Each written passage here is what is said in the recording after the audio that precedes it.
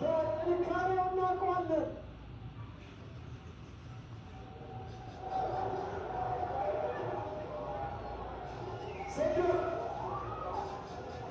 ሳሪያን ፈርኒቸር ስፖንሰር በማድረግ በዚህ አስቶናል።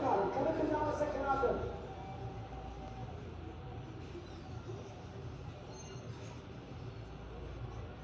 Making his ETFC debut, coming in at 171 centimeters, weighing 85 kgs, with a reach of 183 cms, straight from his training in Thailand. Kamil Negash, also known as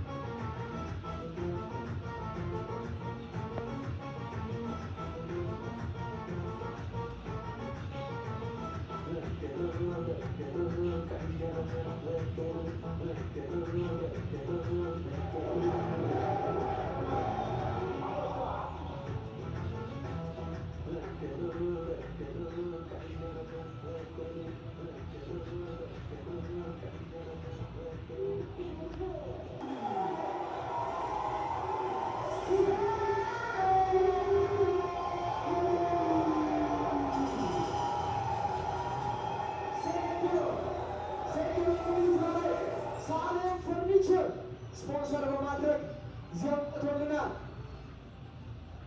ኪንግ ኢዝ ሂር ቨርሰስ ጆኒ ጂጂትሱ የኢቲኤፍሲ ታይትል ኢቨንት ማነው የሚያሸንፈው? Ladies and gentlemen, it's time for round one. Make some noise.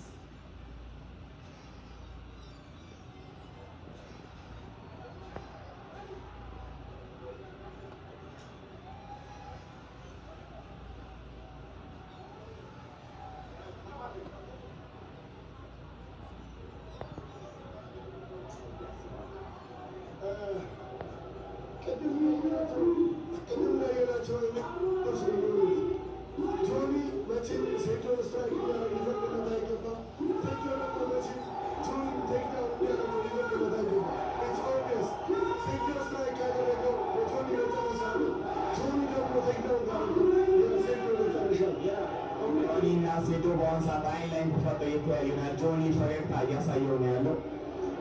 በመጨረሻም ሁላችንም ስንጠብቀው የነበረው ፋይት ደርሷል። ዳኛውን ህጉን እየገለጸላቸው ነው።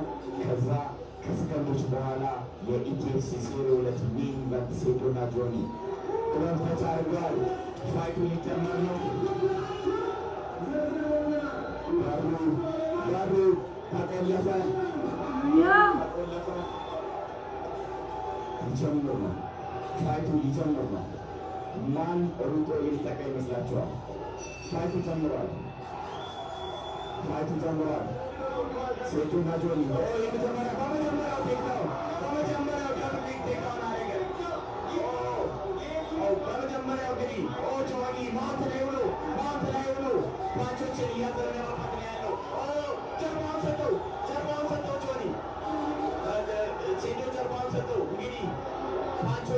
ፓንቾችን እያሳረፈበት ነው ያለው። በመጀመሪያ በሰከንዶች ውስጥ እንግዲህ በሰከንዶች ውስጥ አቲክ ወደ አርምባር እየሄደ ይመስላል። ጆኒ ወዲያውኑ ቴዳውን አድርጎ እንግዲህ አሁን አርምባር ሴታፕ ለማድረግ እየሄደ ይገኛል ማለት ነው። አርምባር ያዘው አርምባር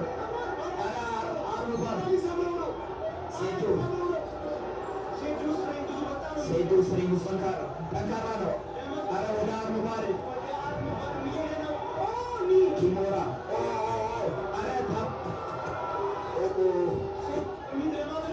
ሴጆ እስካሁን ድረስ ታፓ ለማድረጉ በጣም አስገራሚ ነው ማለት ነው። እንግዲህ ፉሊ ሎክድ የሆነ ኪሞራን የሞከረው ምን አይነት ሴዶ ከታች ሴዶ